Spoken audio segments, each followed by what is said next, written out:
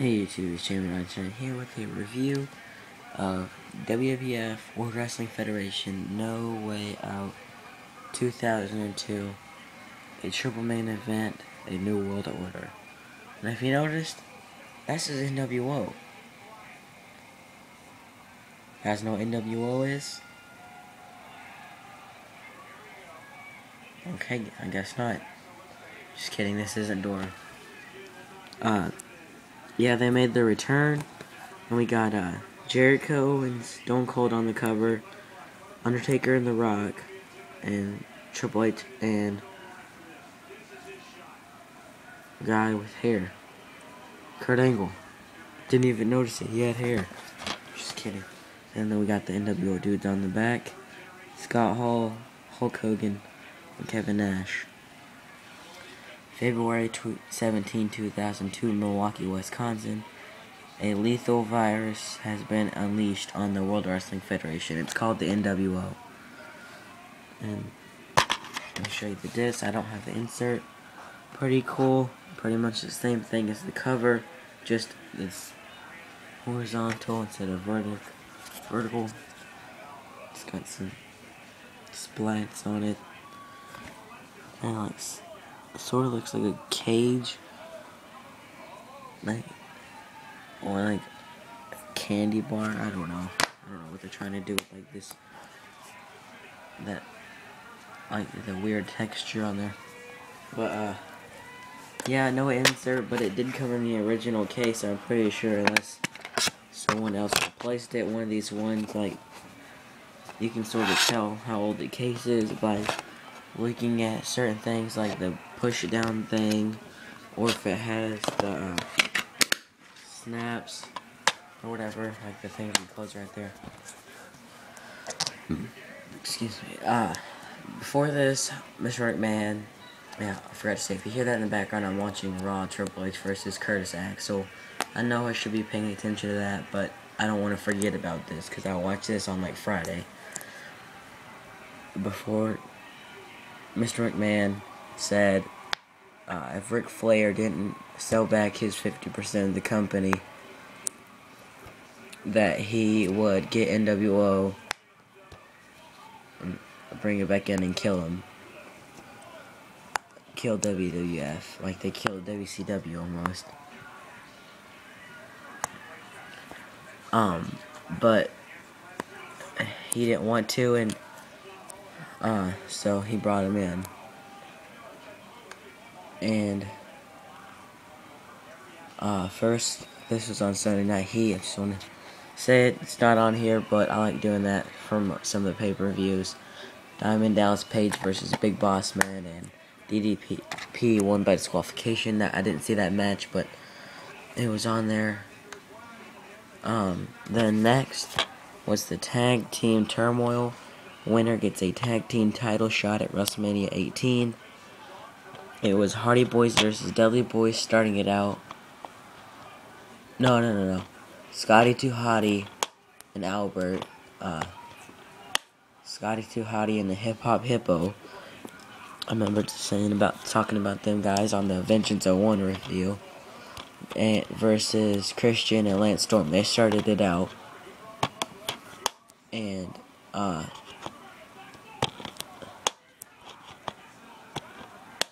then Christian and Lance Storm eliminated them.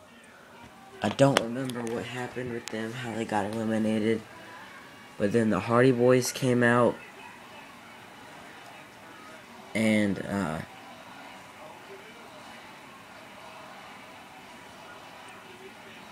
think it was, this is in a weird order on here.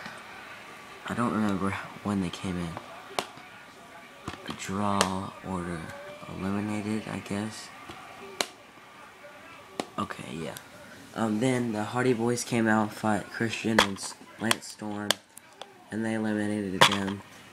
And then the Dudley Boys came out, and so this was their second match, and they won again. The Hardys won again. And then Billy and Chuck came out, and Bubba Dudley and Devon were still beating them up and stuff. And So Billy and Chuck got an easy pinfall, pretty much, and then the APA came out, and they're like the tag team turmoil gods or whatever, because I don't remember what other pay-per-view, but I think it was SummerSlam 99, they won another tag team turmoil, but that's like their thing, I guess. So APA got a WWF tag team title shot at WrestleMania 18, and I thought this concept for the thing was pretty cool. It was pretty good, pretty entertaining. It lasted about 16, 17 minutes, and I gave it an 8 out of 10. And then next was Rob Van Dam versus Goldust. Wasn't horrible, but definitely wasn't great. I say it's decent. I give it a 6 out of 10. It was like a match because Goldust had been returning. He was talking on the screen on Raw, and then they'd come up from behind and hit him. I don't like the Goldust character. It creeps me out. The way he talks and what he talks about. And then he's just like right in someone's face. It's just weird. But yeah, Rob Van Dam ended up getting the win. I think it was after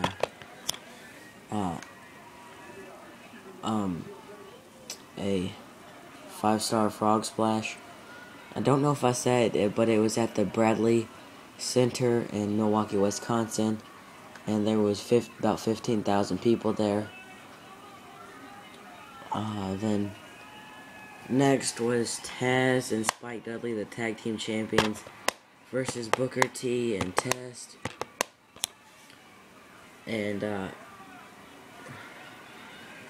Taz and Spike Dudley are the smallest tag team champions,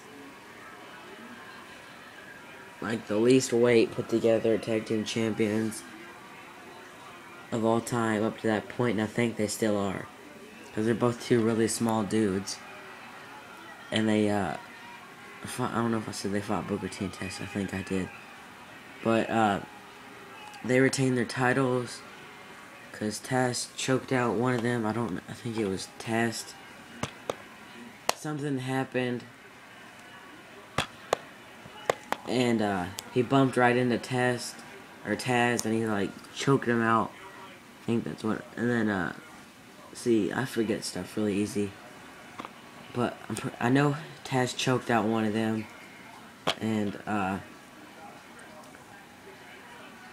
they retained their titles, and they would go on to face, I guess, APA, Taz and Spike Dudley versus APA at WrestleMania 18. Don't have it. I know Corey Indy 5 does, but a couple other people. And next was, I give that a 7 out of 10. 6.5. I'll give it a 6.5. Not really that good. I'm not the biggest fan of really anyone in there, but I do like Spike Dudley's charisma. He gives it his all, and I like the Dudley dog thing where like it runs up in the corner, then it grabs her head, then it runs in the corner off the turnbuckle and it slams him down because he's too small to do a real bulldog. Let me mute my TV since Raw's off. I wanted to see what would happen. Like Triple H just like collapsed. And the next was a brass knuckles on a pole match. Intercontinental Champion William Regal versus Edge, and this is a pretty cool match concept. It was like they did a lot of on the pole matches in the Attitude Era and stuff like that. Flags and pink slips, but yeah, in this match it was William Regal, and he was known for using the Knucks, and the Knucks were legal in the match as long as they got him off the pole, and they never came off the pole Edge tried to go up there and get him, but when the ref was distracted, William Regal pulled out some knucks and punched him in the face. And I don't know if that was counted as legal or not. The ref didn't see it. He used his own knucks and not the knucks from the pole. But that was a pretty good match. Pretty cool concept. That 8 out of 10. And then next was the 3 main events. The Rock versus Undertaker. And this was solely about respect. That's what Undertaker was talking, like, he's always saying, show me respect, and respect this, respect that. If you don't respect me, I won't respect you, and I'll kill you, or not kill you, but just, like, beat you up and stuff.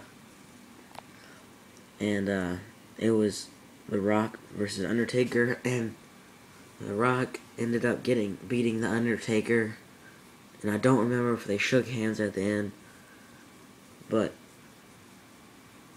yeah, he tried to grab a pole off his bike and use it, and Ric Flair came out and like took it from him, and then Mr. McMahon came out and they started fighting, and this is what set up for the I think Ric Flair caused Undertaker to lose. That's what it was. I think that's what set up their match for WrestleMania 18. This set up a lot of stuff for 18. This set up 1, 2, 3 different matches on one night. APA versus Taz and Spike, Undertaker versus Ric Flair, and then Triple H versus Chris Jericho, but I'll get onto that in a minute. And then next was Kurt Angle versus Triple H, #1 contendership for the WWF Undisputed Championship at WrestleMania 18. Even though Triple H had already won the Royal Rumble, he had made Stephanie mad for not remarrying her because she said she was pregnant and she really wasn't, and her mom, Linda, told, and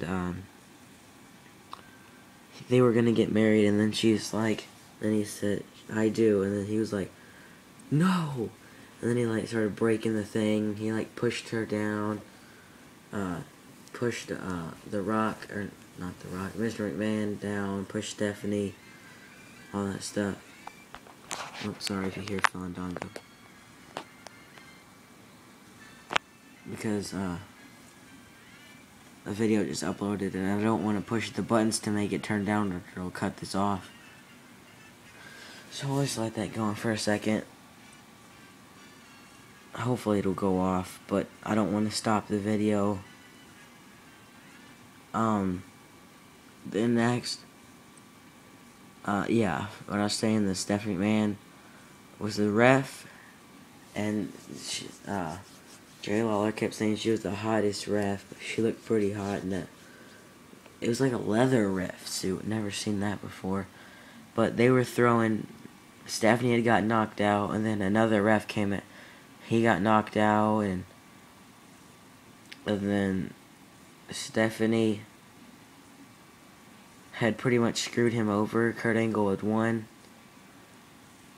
and he ended up getting the #1 contender spot, but I don't remember how he got it back. Probably Ric Flair, because he did end up facing Chris Jericho at WrestleMania 18, and I sort of just ruined the thing for the next match, WWF Undisputed Championship. I forgot to rate the Undertaker and The Rock. I give that an 8 out of 10. And then Kurt Angle versus Triple H, 8.5. It's pretty good. It's funny to see Stephanie come in and out, and then she came back in at the end. And she didn't want to count for him. She did slow counts, and she tried to do fast counts for Kurt Angle. And one part, Kurt Angle, no, it was like a couple parts. Kurt Angle Triple H moved out of the way and Kurt Angle like hit her, knocked her off the apron, knocked her into the. They smushed her. He smushed her against the corner. And then, yeah, and then the next match was Chris Jericho versus Stone Cold Steve Austin. Oh, I just got a new subscriber, so you're gonna have to hear the Fandango song again. Next was, oh god, I said it like 3 times already. But, and this match was a good match. It went all around the arena, not arena, but up and down the stage. Stone Cold like hit Chris Jericho on a projector and it moved it, and Jerry Lawler was like, "That's a $30,000 projector. You better be careful, JR," and stuff like that. And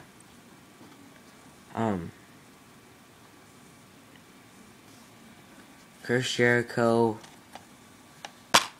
ended up getting the win and go on to face Triple H at WrestleMania 18 and lose the title. But God, I forgot the endings of like all these matches.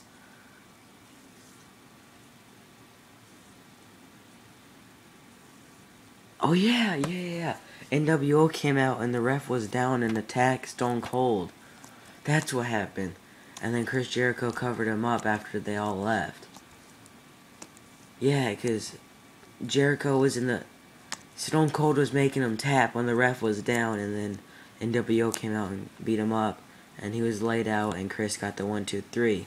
That's what it was. I give that a 8.5 out of 10. Not the best, but it was a good match. I liked it. And another thing, NWO came back. I didn't really talk about that too much. It was at the very beginning, and they were talking about stuff, and they said that we don't want to do anything wrong. We just want to be friends, and we don't want to hurt anybody. And they wanted to be friends with Stone Cold in the back, and Scott Hall was like, "I got a 6-pack for you, buddy. Enjoy it." He was like, Stone Cold was like, "I'm not thirsty," and just threw it behind him. I think it was this one. They were like, "Can I take a picture with The Rock?" And he was like, "What up, Chico, Diesel, and Hulk Hogan, what you gonna do, brother?" And it was funny. That was a lot of people seen that on probably the NWO DVDs, and I think there's a lot of that on YouTube, the stuff. And I think it's even on another DVD. I don't know which DVD it's on, but I'm pretty sure it's on another DVD besides the NWO sets and this. But